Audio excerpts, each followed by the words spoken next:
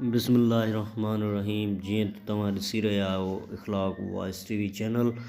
Friend, असांजे channel में तव्हांखे दिलि जी गहराइनि सां अस्सलामु अलैकुम। फ्रेंड, अॼु जो मौज़ू असांजो आहे वताए फ़क़ीर जो ज़हर खाधो अथमि पर मौत नथो अचे। नंढपिण में वताए खे माणस दर्ज़ीअ वटि कमु सिखण लाइ विहारियो। हिकिड़े ॾींहुं दर्ज़ीअ रूमाल में का शइ वेढ़े अची जारीअ ते रखी।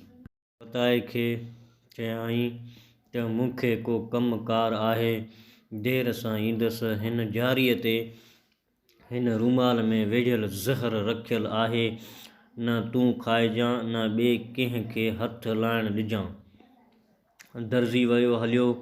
वताए उथी रूमाल खोलियो त माखीअ सां भरियल प्यालो वेढ़ियो पियो हो। हिन खे ख़्यालु थियो त दर्ज़ी हेॾो सारो कूड़ छो ॻाल्हायो। खणी चए हा त अबा हिन में माखी आहे, कंहिंखे बि न ॾिजे त छा थी पवे। हा, हाणे उस्ताद खे दर्स्त दग ते आणिजे त जीअं कूड़ हणण जी गत छॾे।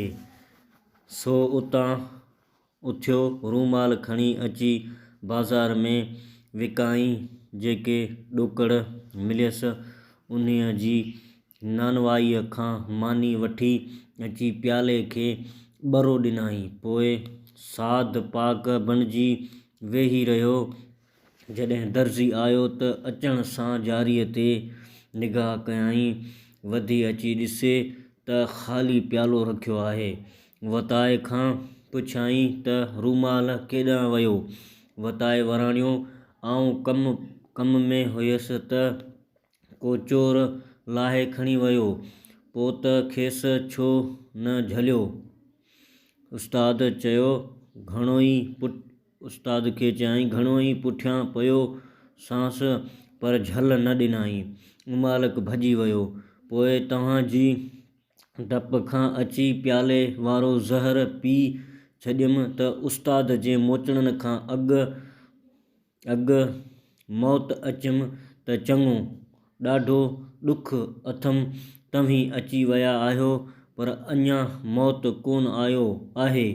हिन खां पोइ दर्ज़ी कूड़ ॻाल्हाइण जी पचरी छॾे ॾिनी।